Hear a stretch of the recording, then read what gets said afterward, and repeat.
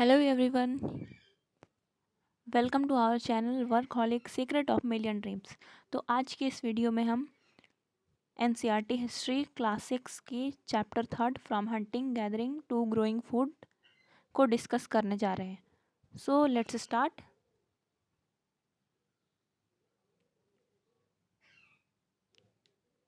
From hunting gathering to growing food.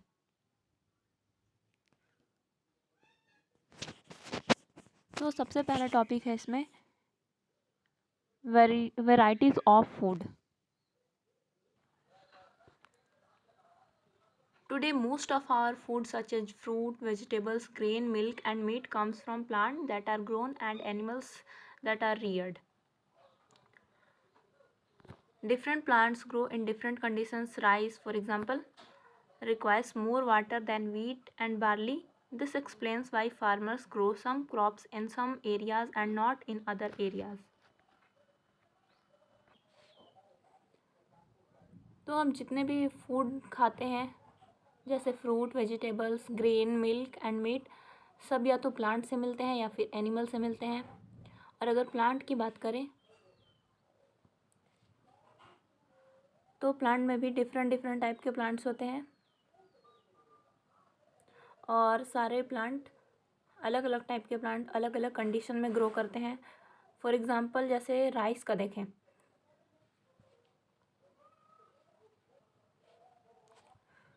तो rice को बहुत ज़्यादा वाटर की रिक्वायरमेंट होती है। देन वीट एंड बार्ली,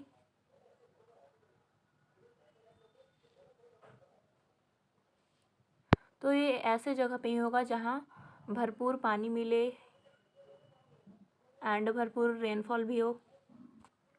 तो इसीलिए कुछ जो फार्मर्स होते हैं वो कुछ क्रॉप्स को कुछ एरिया में उगाते हैं एंड कुछ एरिया में नहीं उगाते हैं। Different animals to prefer different environments. और अगर एनिमल्स की बात करें तो डिफरेंट टाइप के जो एनिमल्स होते हैं उन्हें भी डिफरेंट टाइप के एनवायरनमेंट की रिक्वायरमेंट होती है। जैसे कि sheep, goat can survive more easily than cattle in dry hilly environments।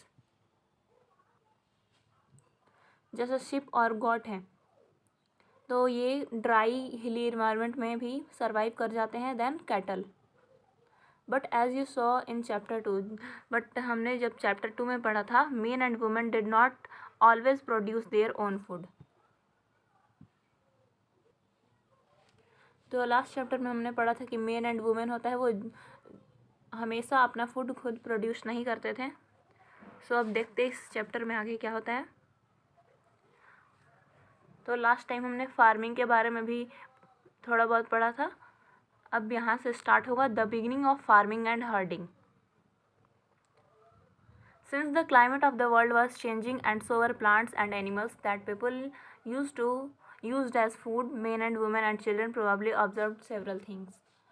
तो लास्ट चैप्टर में हमने पढ़ा था कि क्लाइमेट चेंज हो रहा था और वार्म की तरफ शिफ्ट हुआ था। तो उस टाइम इन्वायरमेंट में बहुत सारे चेंजेस आने की वजह से कुछ प्लांट्स भी जो उगना स्टार्ट हुए और फिर वहीं से फार्मिंग का स्टार्टिंग हुआ। लोगों के दिमाग में आइडियाज़ आने लगे और मेन वुमेन चिल्ड्रन ने कुछ चीज़ों को ऑब्ज़र्व करना शुरू किया जिससे उनके पास आइडिया मिले और फिर वो लोगों ने प्लांट उगाना शुरू कर दिया और इस तरह से फार्मिंग का स्टार्टिंग हो गया। The place where edible plants were found. तो वो लोग क्या क्या ऑब्ज़र्व करते थे जहाँ पे एडिबल प्लांट्स फाउंड पाए जाते थे वो लोग उसको ऑब्ज़र्व करना स्टार्ट किए। How seeds broke of stocks fell on the ground and new plant sprouted from them. कैसे सीड जो होते हैं बिखर जाते हैं, ग्राउंड पे बिखर जाते हैं और वहाँ फिर न्यू प्लांट आ जाता है। साथ ही साथ वो लोग प्लांट की देखभाल करना भी शुरू किए, उन्हें एनिमल से बचाने लगे, बर्ड से बचाने लगे। और इस तरह से जब प्लांट पूरा डेवलप हो जाता था उसके बाद वो उसकी कटाई भी करने लगे और फिर वो अपने फूड के लिए यूज़ करने लगे। तो इस तरह से लोग फार्मर भी बनने लगे।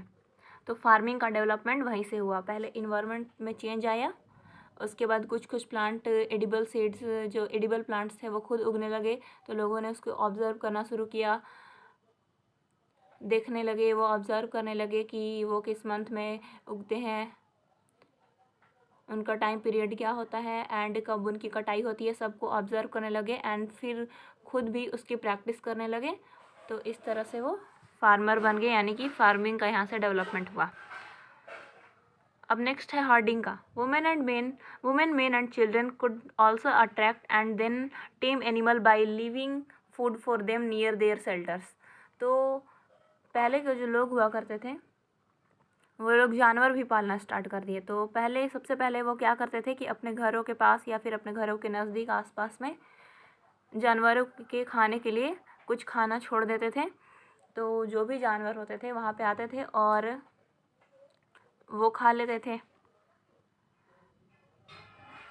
The first animal to be tamed was the wild ancestor of the dog. तो पहला जो एनिमल जो कि पाला गया, पालतू बनाया गया, वो वाइल्ड एंसेस्टर ऑफ डॉग था। तो लोग इस तरह से जानवरों को अपने तरफ अट्रैक्ट करते थे, फिर उन्हें वो पालने लगे, तो इस तरह से वो हर्डर भी बन गए। Later people encouraged animals that were relatively gentle to come near the camps where they lived. तो इस तरह से वो उन्हें खाना देकर अपने कैंप्स यानी कि जहाँ लोग रहते थे उधर अट्रैक्ट करने लगे।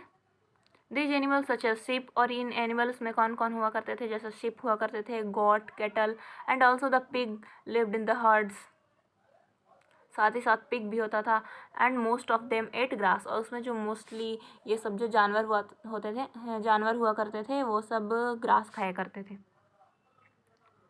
Often people protected these animal from attacks by other wild animals. तो ये जो जानवर होते थे जिन्हें लोग पाला करते थे उसे वो वाइल्ड एनिमल से बचाया भी करते थे। This is how they became herders. तो इस तरह से वो लोग हर्डर भी बन गए। पहले जानवरों को खाना देते थे, इस तरह से जानवर भी खाने की तलाश में उनके घरों की तरफ अट्रैक्ट होना शुरू हुए। फिर धीरे धीरे वो लोग उसे अपने घर में रखने लगे और वाइल्ड एनिमल से प्रोटेक्ट करने लगे। तो इस तरह से वो लोग हर्डर भी बन गए। एंड इसमें एक इम्पॉर्टेंट बात यह था कि पहला जो एनिमल टेम्ड किया गया यानी पाला गया, पालतू बनाया गया, वो था wild ancestor of dog. Next है ए न्यू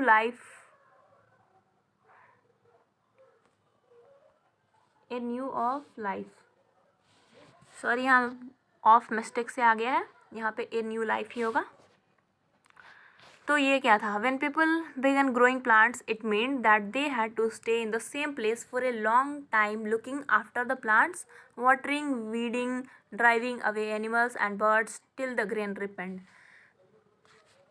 तो वहाँ से इनका जब फार्मिंग होने लगा, हर्डिंग होने लगा, तो वहाँ से लोगों का एक न्यू लाइफ डेवलप हुआ। तो लोग फार्मिंग करना स्टार्ट कर दिए, यानी कि इसका मतलब ये था कि उन्हें तब तक वहाँ पे रहना होगा जब तक कि जो क्रॉप्स लगाए हैं उन्होंने वो डेवलप ना हो जाए और उनकी कटाई ना हो जाए। तो इसके लिए उन्हें वहाँ रुकना पड़ता था, साथ ही साथ उसको प्रोटेक्ट करना पड़ता था जंगली जानवरों से, बर्ड से। उन्हें वाटरिंग करना पड़ता था, वीडिंग, ड्राइविंग, मतलब उन्हें अपने फसलों की सुरक्षा करनी पड़ती थी ताकि जब तक वो डेवलप नहीं हो जाए, खाने लायक नहीं हो जाए और कटाई ना हो जाए, तब तक वो वहाँ से कहीं नहीं जा सकते थे। तो इस तरह से लोगों में स्टेबिलिटी भी हुई कि पहले के लोग आज यहाँ कल वहाँ ऐसे घुमंतू की तरह एक जगह से दूसरे जगह जाया करते थे, पर वो अब हर्डिंग करने लगे, फार्मिंग करने लगे। इसका मतलब ये था कि उन्हें एक जगह पे अब रहना होगा कुछ दिनों के लिए, जब तक कि उनके क्रॉप्स की कटाई नहीं हो जाती है। And then the grain had to be used carefully. इस तरह से जो ग्रेन था वो केयरफुली यूज़ किया जाता था। As grain had to be stored for both food and seed, people had to think of ways of storing it. अब वो लोग क्रॉप्स की कटाई भी करने लगे, तो वो लोग अपने फूड के लिए साथ ही साथ सीड के लिए भी ग्रेन्स को स्टोर भी किया करते थे। बट उनके पास शुरू में तो स्टोरिंग का कोई आइडिया नहीं था, तो फिर वहाँ से वो लोग स्टोरिंग का भी आइडिया सोचने लगे। In many areas they began making large clay pots. तो कुछ कुछ एरिया में क्रॉप्स को, फूड को इकट्ठा करने के लिए, स्टोर करने के लिए कुछ कुछ लोगों ने बहुत सारे आइडिया लगाए। जैसे कि कुछ लोगों ने क्ले पॉट्स बनाना शुरू किया बड़े बड़े, जिसमें कि अपने अनाजों को रखते थे। और वो बास्केट भी कुछ लोग बीनने लगे, या फिर गड्ढे करने लगे और डग पिट्स इनटू द ग्राउंड में गड्ढे कर देते थे और फिर उसमें अपने ग्रेन को स्टोर करके रखते थे अपने फूड के लिए, साथ ही साथ सीड के लिए भी, ताकि नेक्स्ट जब उसका सीज़न आए तो वो लोग उसकी खेती फिर से कर सकें। Storing animals. If animals are looked after carefully, they provide milk, which is an important source of food and meat whenever required. तो एनिमल्स को कैसे स्टोर करते थे? तो एनिमल्स को बेसिकली वो लोग पालते थे, और अगर वो लोग उसे केयरफुली पालते एनिमल्स को तो उससे उनका ही फ़ायदा होता, क्योंकि जो एनिमल्स होते थे जैसे कि शीप, गोट, हमने पढ़ा पिग वगैरह, तो वो सब एनिमल मिल्क दिया करते थे, मीट मिलता था उससे। और ये मिल्क, मीट जो कि इम्पॉर्टेंट सोर्स है उनके फूड का, तो जब भी उन्हें ज़रूरत होगा तो उनसे वो मिल्क, मीट ले सकते हैं। इसलिए वो लोग जानवरों को भी टेक केयर करते थे। In other words, animals that are reared can be used as a store of food.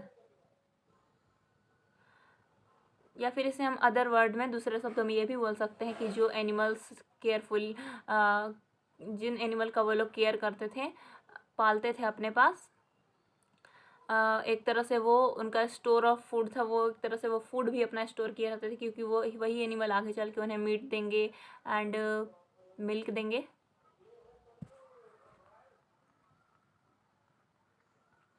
अब नेक्स्ट है finding out about first farmers and herders. तो ये पहले फार्मर्स एंड हर्डर्स के बारे में देखते हैं।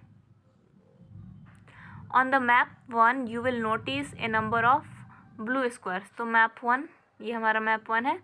यहाँ पे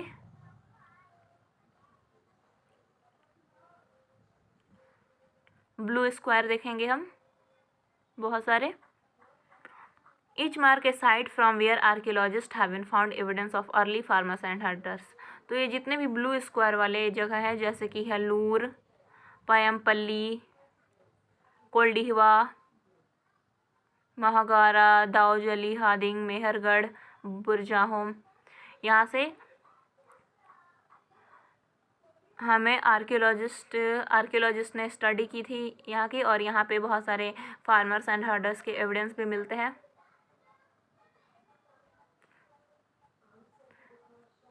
Some of the most important ones are in northwest in present day Kashmir and in east and south India. तो इसमें से जो कुछ थे वो नॉर्थ वेस्ट में है बहुत सारे, जो कि नॉर्थ वेस्ट जिसे अभी कश्मीर बोलते हैं, एंड इन ईस्ट, साथ ही साथ ईस्ट में भी और साउथ इंडिया में भी है। To find out whether these sites were settlements of farmers and herders, scientist study evidence of plants and animals bones.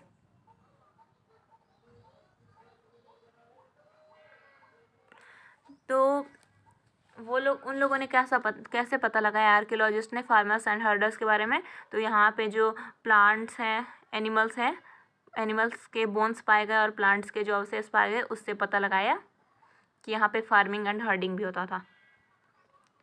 One of the most exciting finds includes remains of burnt grains. तो सबसे जो exciting उनका जो खोज है कि वहाँ पे रिमेन्स मिले जले हुए अनाज के। दिस में हैव बीन बर्न्ट एक्सीडेंटली और ऑन पर्पस। तो ये हो सकता है कि वो लोगों ने पर्पसली जलाया होगा, जानबूझकर, या फिर एक्सीडेंटली भी जला होगा, अपने आप से। हो सकता है कोई नेचुरल डिजास्टर आया होगा इस वजह से।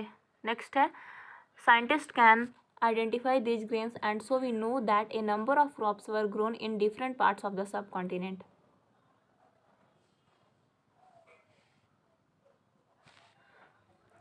तो जो साइंटिस्ट हैं वो लोग इन सब ग्रेन्स को पहचान सकते हैं तो इससे पता चलता है कि उस टाइम सब कॉन्टिनेंट में बहुत सारे क्रॉप्स उगाए जाते थे।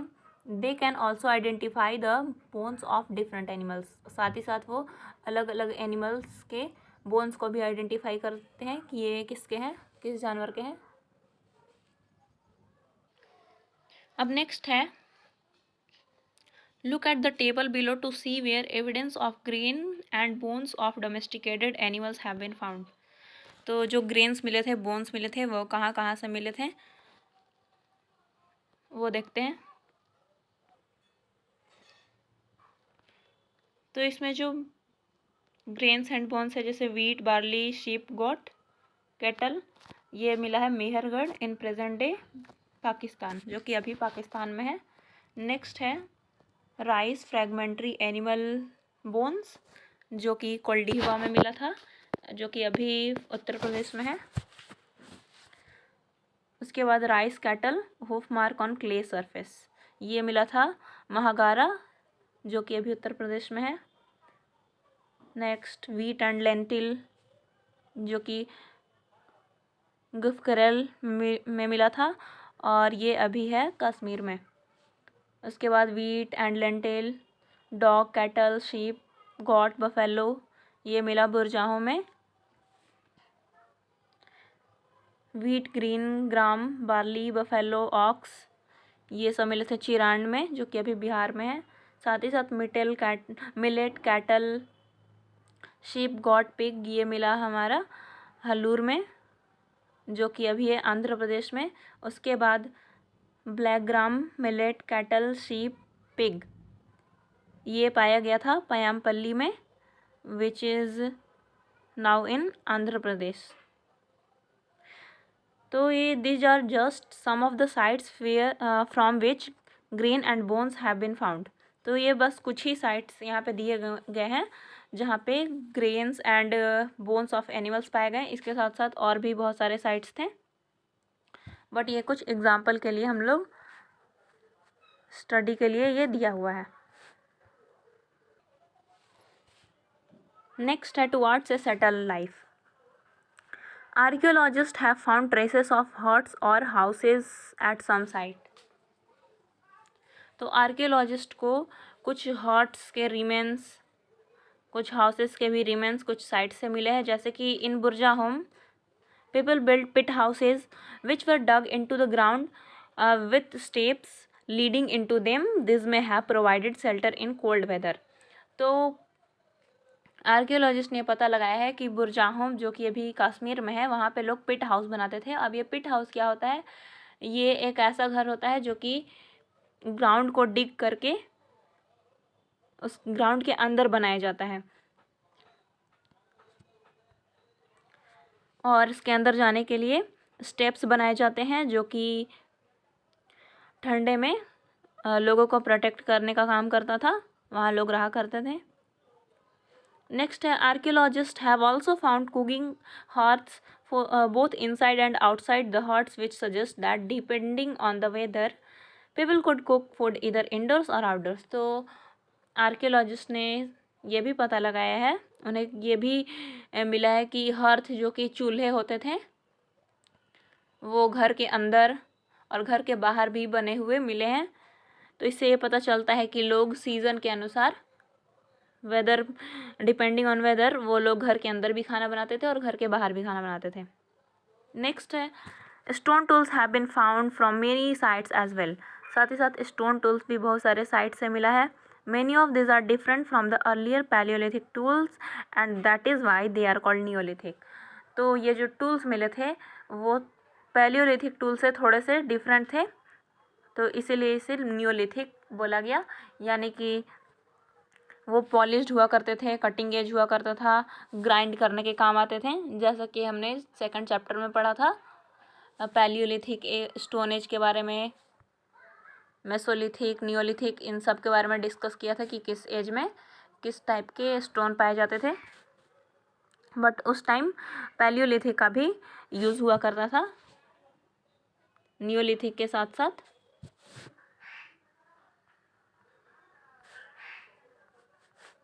उसके बाद नेक्स्ट है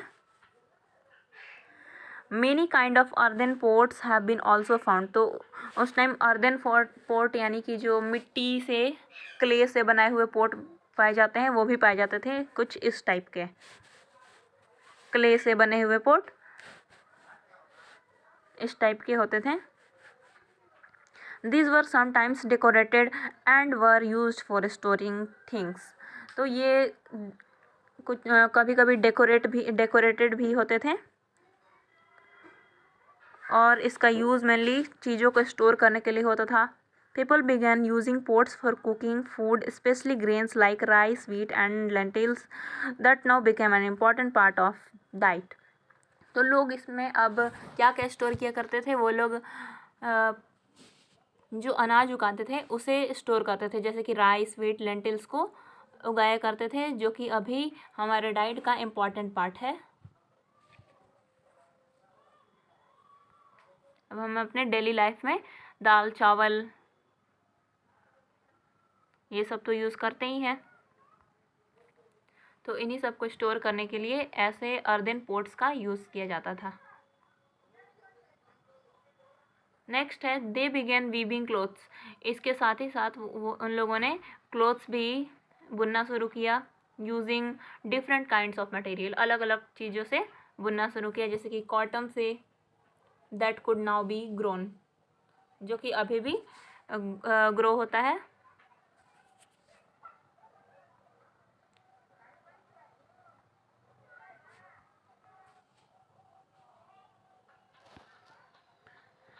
नेक्स्ट है what about other customs and practices. और अब हम पढ़ेंगे अदर कस्टम्स एंड प्रैक्टिसेस के बारे में। Archaeology doesn't tell us directly about this. Scholars have studied the lives of present day farmers who practise simple agriculture. तो archaeologist इसके बारे में डायरेक्ट हमें नहीं बता पाते हैं, तो जो स्कॉलर्स हुआ करते थे have study the lives of present day farmers who practise simple agriculture. वो अभी जो स्कॉलर्स हुआ करते थे वो लोग अभी जो फार्मर हैं उनके लाइफस्टाइल और उनके बारे में स्टडी करते हैं, उनके सिंपल एग्रीकल्चर के बारे में। They have also studied the lifes of herders. उस टाइम के हर्डर्स के बारे में भी वो लोग स्टडी करते हैं scholars. Many of this farmers and herders live in group called tribes. तो इसमें से जो बहुत सारे फार्मर्स होते थे, हर्डर्स होते थे, वो लोग एक ग्रुप में रहते थे जिससे कि ट्राइब्स बोला जाता है।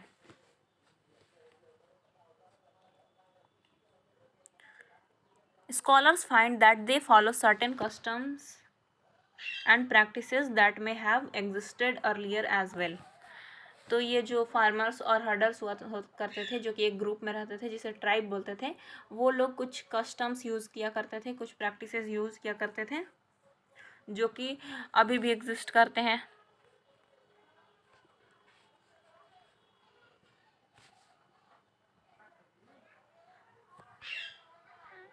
अब हम मेहरगढ़ के बारे में पढ़ेंगे, वहाँ के लोगों का लिविंग एंड डाइंग, बट उससे पहले हम ट्राइब्स के बारे में डिस्कस कर लेते हैं थोड़ा सा।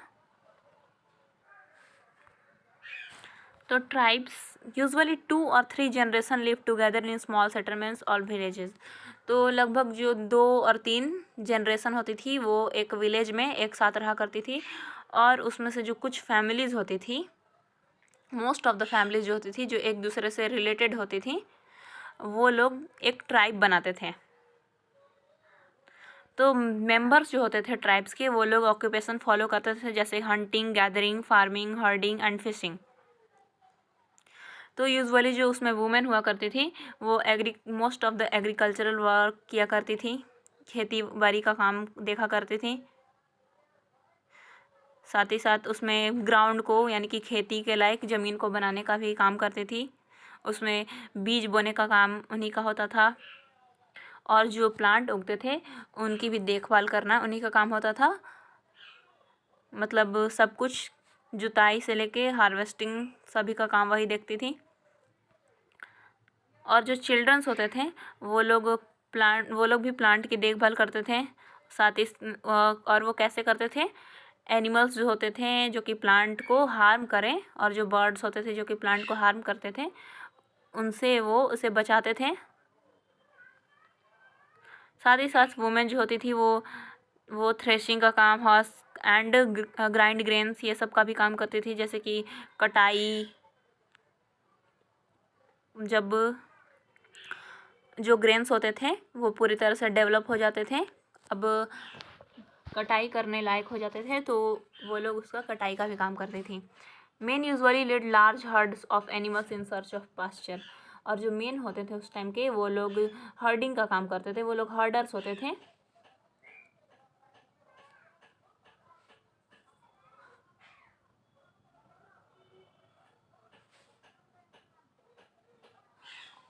और ये जो cleaning of animals and milking का जो काम होता था वो मेन एंड वुमेन दोनों करते थे, जैसे कि एनिमल्स को धोने का काम, उन्हें नहलाने का काम, फिर जो दूध देने वाले एनिमल्स हैं तो उनसे मिल्किंग करने का काम animal and main and women दोनों किया करते थे। साथ ही साथ दोनों मेन एंड वुमेन पोट्स भी बनाया करते थे, बास्केट्स बनाया करते थे, कुछ टूल्स भी बनाया करते थे, और जो हट्स रहने के लिए जो झोपड़ियाँ बनाया करते थे वो भी वो साथ में मिलके बनाया करते थे। साथ ही साथ वो लोग सिंगिंग में भी पार्ट करते थे, एक साथ सभी लोग करते थे, डांसिंग में, डेकोरेटिंग देयर हर्ट्स में, यानी कि वो लोग कुछ एंटरटेनमेंट वाली जो एक्टिविटी होती है उसमें भी सब लोग मिलके किया करते थे, इसमें किसी पे रिस्ट्रिक्शन नहीं होता था। तो कुछ मेन जो हुआ करते थे उन्हें लीडर्स बनाया जाता था। तो ये जो लीडर्स किस टाइप के मैन होते थे, क्या कोई बच्चा होता था या फिर कोई यंग मैन होता था, नौजवान युवा? तो नहीं, ये जनरली जो ओल्ड एंड एक्सपीरियंस्ड आदमी होता था, मेन होते थे, उन्हें ही लीडर बनाया जाता था, या फिर यंग भी हो सकता था मे बी। जनरली जो पहले के टाइम में लीडर्स बनाए जाते थे वो ओल्ड ही होते थे, मतलब जिनके पास सारा एक्सपीरियंस है, और कुछ यंग को भी बनाया जाता था जो कि उस काम को सही से कर सकते हैं, या फिर कुछ ब्रेव वॉरियर्स को बना दिया जाता था, या जो प्रिस्ट होते हैं, प्रिस्ट का तो बहुत पहले से ही महत्व है इंडिया में, तो उन लोगों को बनाया जाता था। और उसके साथ ही साथ जो ओल्ड वुमेन होती थी उन्हें भी रिस्पेक्ट मिलता था उनके विजडम के लिए और उनके एक्सपीरियंस के लिए। तो ये जो ट्राइब्स थे, जनजातीय जो लोग थे, उनका बहुत रिच कल्चरल ट्रेडिशन था, बहुत ही यूनिक था, including their own language, music, stories and painting. They also have their own gods and goddesses. तो उनके पास अपने भी अलग गॉड्स एंड गॉडेसेस भी होते थे, यानी कि वो लोग एक पर्टिकुलर देवी देवताओं की भी पूजा किया करते थे। What makes tribes different from many other societies you will be studying about is that land, forest, grasslands and water are regarded as the wealth of the entire tribe, and everybody shares and uses these together. There are no sharp difference between the rich and the poor.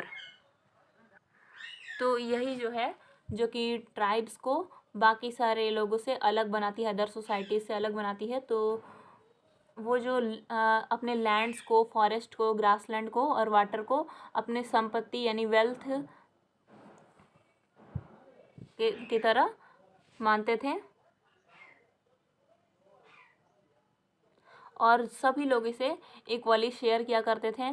There are no sharp difference between the rich and the poor. तो उस time अमीर गरीब में कोई फ़र्क भी नहीं था। A closer look a living and dying in Mehrgarh.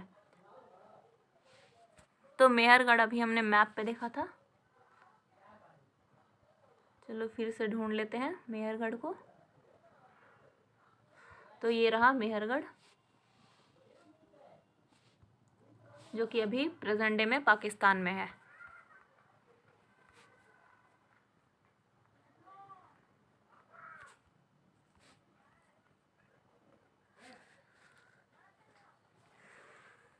This site is located in a fertile plain near the Bolan Pass, which is one of the most important routes into Iran. तो ये जो मेहरगढ़ है ये एक फर्टाइल लैंड में यानी कि उपजाऊ भूमि में ये लोकेटेड है, जो कि बोलन पास के नज़दीक है। और ये जो बोलन पास है ये मोस्ट इम्पॉर्टेंट रूट है ईरान में।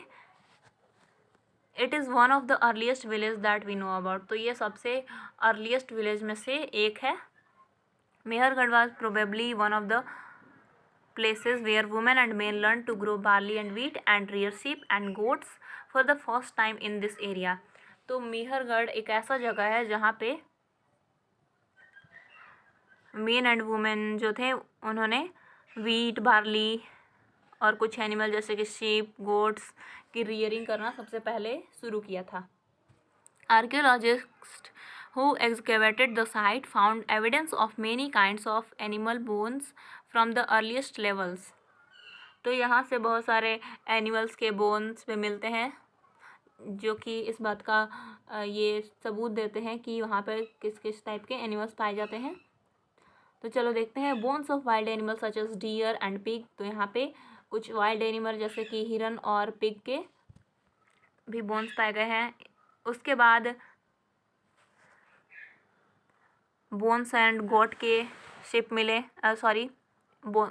शिप एंड गोट के बोन्स मिले।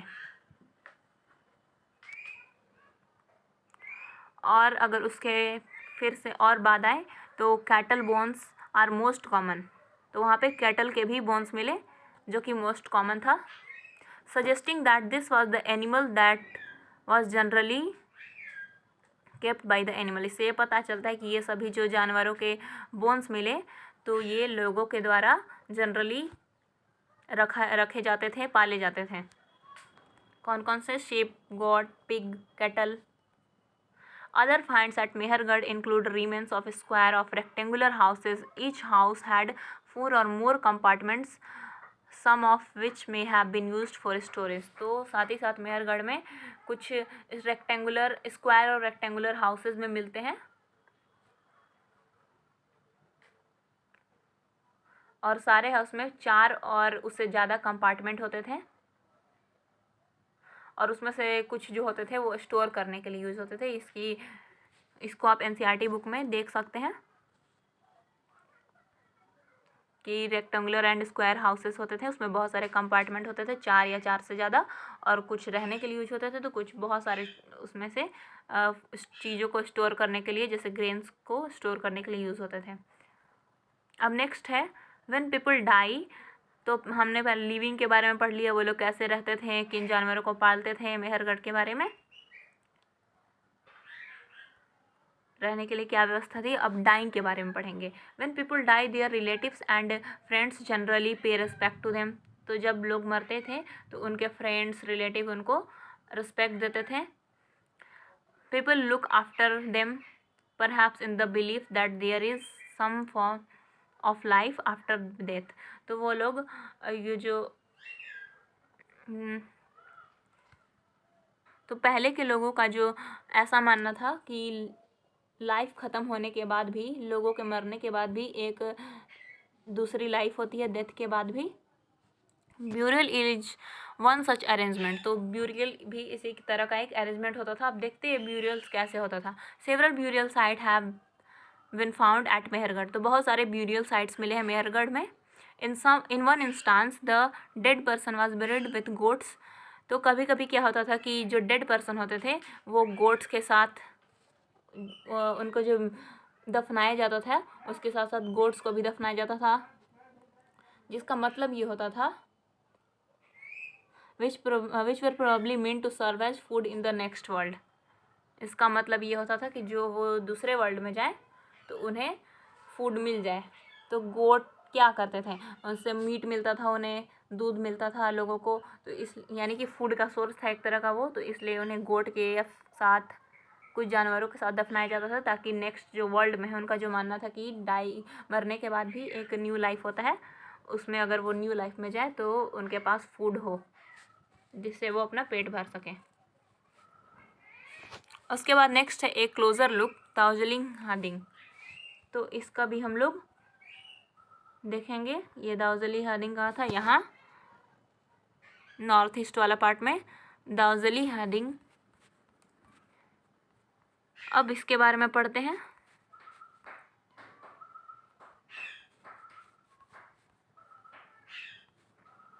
This is a site on the hills near the Brahmaputra valley. ये ब्रह्मपुत्र वैली के पास ये एक साइट था, close to routes leading into China and Myanmar, जो कि चाइना और म्यांमार के रूट में पड़ता था। Here stone tools including mortars and pestles have been found. तो यहाँ पे क्या मिला है, कुछ टूल्स मिले हैं जैसे कि मोटर्स, पिस्टल्स। लास्ट क्लास में हम लोगों ने डिस्कस भी किया था मोटर्स पिस्टल्स के बारे में, कौन किस एज में पाए जाते हैं। This indicate that people were probably growing grain and preparing food from it. तो इससे ये पता चलता है कि लोग उस टाइम ग्रेन उगाया करते थे और अपने लिए फूड प्रिपेयर किया करते थे। तो ये सब जो मोटर्स पिस्टल्स है वो बेसिकली एग्रीकल्चर में काम आते थे। तो इसका मतलब ये है कि एग्रीकल्चर वाले टूल्स पाए जा रहे हैं, यानी कि लोग खेती किया करते होंगे, अनाज उगाया करते होंगे, जिसके वजह से उन्हें इन सब टूल्स की ज़रूरत पड़ी होगी। नेक्स्ट है other finds include jadeite, a stone that may have been brought from China. तो ये जो जेडिट था वो एक स्टोन था जो कि कहाँ से मिला, चाइना से। चाइना से वो लाया जाता था बट इंडिया में मिला था, बिकॉज अभी हम लोग इंडिया के बारे में डिस्कस कर रहे हैं, एंशिएंट इंडिया के बारे में। तो ये एक ऐसा स्टोन था जो कि चाइना से लाया जाता था। Also common are finds of tools made of fossil wood. तो कुछ जो थे वो फॉसिल वुड के भी बनाए जाते थे कुछ टूल्स, जैसे कि ancient would that has hardened into stone. Fossil would that means कि जो कुछ वुड हुआ करते थे, कुछ बहुत बहुत पुरानी लकड़ियाँ जो कि हार्ड एकदम हो जाती थी, बिल्कुल स्टोन की तरह, स्टोन में चेंज हो जाया करते थे, तो उसे फॉसिल वुड कहा जाता है। एंड कुछ पॉटरी भी पाए गए हैं। तो ये था हमारा chapter from hunting gathering to growing food.